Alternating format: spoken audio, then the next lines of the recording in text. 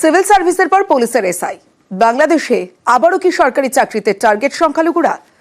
আবারও অনেকের চাকরি বাতিল, আর সেই তালিকায় বেশিরভাগের সংখ্যালঘু। এ নিয়ে শুরু আন্দোলন। চাকরিহারাদের পুনর্বহালের আবেদন খতিয়ে দেখার আশ্বাস কর্তৃপক্ষের।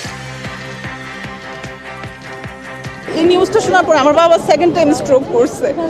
তো এটা পারিবারিক ভাবে যে আমি কতটা অসহায় হয়ে পড়ছি, মানে এটা আমি বলেই বোঝাতে পারবো না। কয়েক বছরের প্রস্তুতি, শারীরিক পরীক্ষা, লিখিত পরীক্ষা, তারপর মৌখিক, এতগুলো ধাপ পেরিয়ে পুলিশের চাকরির দোরগড়ায় পৌঁছেছিলেন। 1 বছর ধরে ট্রেনিংও করেছেন, তারপর আচমকা চাকরি বাতিল। এই নিয়ে বাংলাদেশে জোর শোরগোল।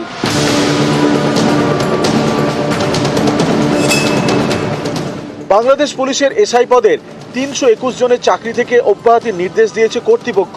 এর মধ্যে বেশিরভাগই সংখ্যালঘু। ট্রেনিং শেষে এই বৈষম্যহীন বাংলাদেশে আমরাই মনে হচ্ছে যেন বৈষম্যের প্রথম শিকার হচ্ছি। একজনের সাথে আরেকজনের সহপাঠী কথা বলার জন্য যদি চাকরি চলে যায়, তাহলে এই বাংলাদেশে বৈষম্যহীন বাংলাদেশে এর থেকে বড় বৈষম্য আর হতে পারে না। বাংলাদেশ পুলিশের এসআই, ঊর্ধ্বধারী চাকরি, অনেক স্বপ্ন, অনেক সাধনা। প্রাথমিক স্তর পেরিয়ে ট্রেনিং, চূড়ান্ত নিয়োগের আগেই চাকরি বাতিল। কিন্তু কেন? কর্তৃপক্ষের দাবি, ট্রেনিং এর সময় শৃঙ্খলা ভঙ্গের অভিযোগে 321 জনের চাকরি বাতিল করা হয়েছে। এই যুক্তি হাস্যকর মনে হচ্ছে চাকরিহারাদের।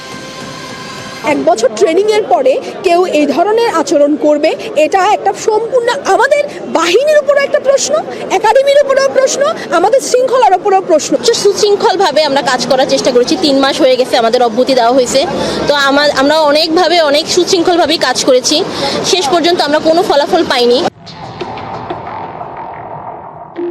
এর আগে বাংলাদেশ সিভিল সার্ভিস পাশ করার পরেও অনেকের নাম বাদ যায়। সেই তালিকায় 42% ছিল সংখ্যালঘু। এবার এসআইয়ের চাকরি নিয়ে বিতর্ক, আবারও একই প্রশ্ন।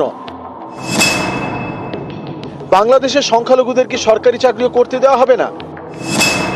প্রশাসন কি সংখ্যালঘু শূন্য করতে মরিয়ায় 19 সরকার? এই নিউজটা শোনার পর আমার বাবা সেকেন্ড টাইম স্ট্রোক করছে।